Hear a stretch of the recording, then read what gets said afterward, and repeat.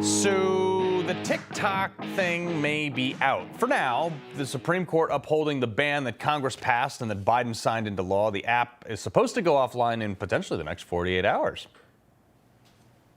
At noon, the TikTok ban is upheld by the Supreme Court. Some groups urging President Joe Biden and Donald Trump to step in. In a little bit more than 34 hours, TikTok will officially be banned here in the U.S., and the Supreme Court is not going to stop it, as TikTok had hoped. The Supreme Court upholds the law banning TikTok in America starting on Sunday. But the outgoing White House will not enforce it. All right, so let me just say, I don't really care either way. I realize the First Amendment implications here, but also the fact that this is not an American company that doesn't enjoy the same protections. We'll get to that. But there's a very important aspect about this that matters to everybody, and it could dictate the way the youth of this nation votes for the next 30 years. You have an entire generation of people where their primary source of information and entertainment is this app. There's 170 million American-based accounts, including people and businesses. 42% of them are 18 to 24-year-olds. And that is the bulk of the influencer category, as well as known as the content creators. And a lot of them make a living off this site.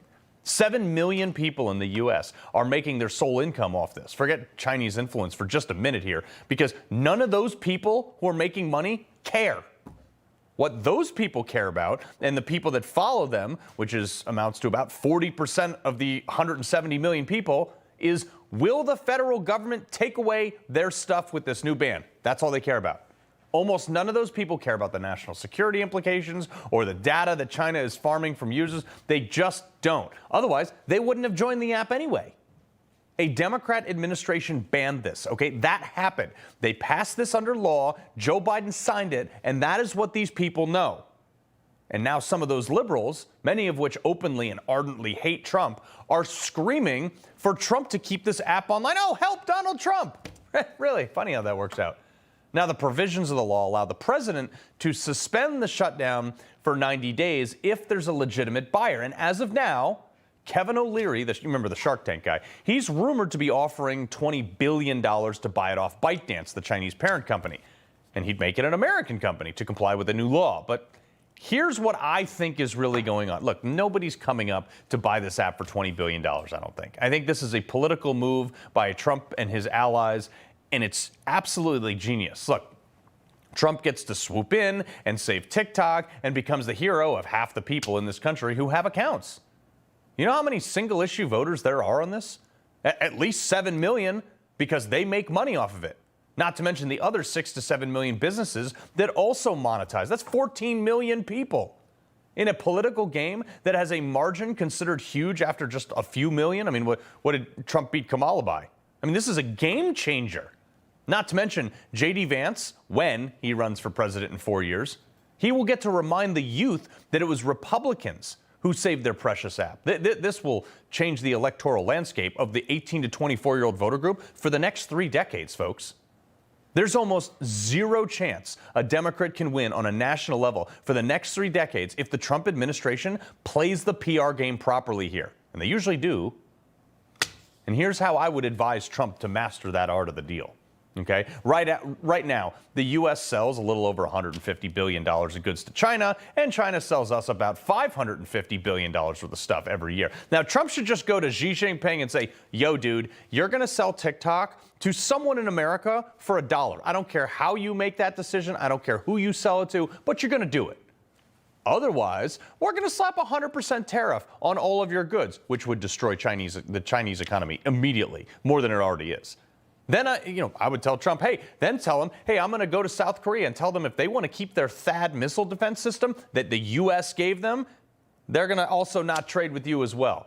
Same with Japan and Germany and Australia and the UK. And then I'm going to look to Canada, who imports a ton of stuff from you guys, and remind Canada that America buys 97% of their oil, which is a huge part of their economy. And they're also going to stop trading with China, period, full stop. You combine all that economic loss, that would bankrupt China, be over $1 trillion. So I'd be willing to bet Xi Jinping would have the Chinese Communist Party cover the other $19,999,999,999 to ByteDance. Stop collecting our data, stop data mining our citizens, stop stealing our intellectual property, and be well. That's the art of the deal. Oh, by the way, after Trump takes over the Panama Canal, just for good measure, he could just go walk right up to Xi Jinping, be like, hey, dude, if you try to build a backdoor into this app to continue to mine our data, you can take your ships all the way around the tip of South America. Burn the extra $20 million in expense per trip. It'll work. The result? An American business will flourish. New custodian of that digital empire. China will stop collecting data. 40% of America won't have the government take something away from them, and Trump will be the hero. Like, I sure hope somebody at the White House is thinking like this. Like, I feel like a lot of people that run this country should probably be smarter than me. I generally think they are sometimes, not when Democrats are in charge. But I'm just assuming somebody is thinking like this. Okay, it's like that scene. Have you seen that movie Armageddon when the asteroid's about to hit Earth and they didn't have a backup plan and like nobody was thinking stuff up? What's your contingency plan? Contingency plan? Your backup plan. You got to have some kind of backup plan, right? No, we don't have a backup plan. This is it. And this is the best that you could, that the government, the U.S. government can come up with? I mean, you're NASA, for crying out loud. You put a man on the moon. You're geniuses. You're the guys that think it up. I'm sure you got a team of men sitting around somewhere right now just thinking up and somebody backing them up. Like, I sure hope that's not the case here, because you're about to tick off an entire generation. And a lot of these kids will not forget about this in 4 years. They will have lost their sole income.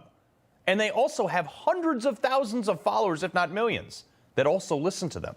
Look, this comes down to one thing. Don't take people's stuff. I could care less about TikTok. I don't use it for any like reasonable fashion, except to distribute this show. That's the only reason I'm on that app.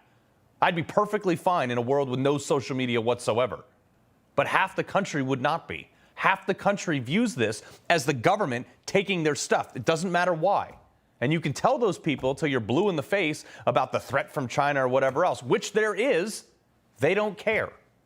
Case in point, how many people, we're talking millions of people, joined this new Chinese app called Red Note, like in the last week or so. Millions of TikTok users in America downloaded this app and then hit agree to the terms and conditions that were written in Mandarin. They weren't even in English.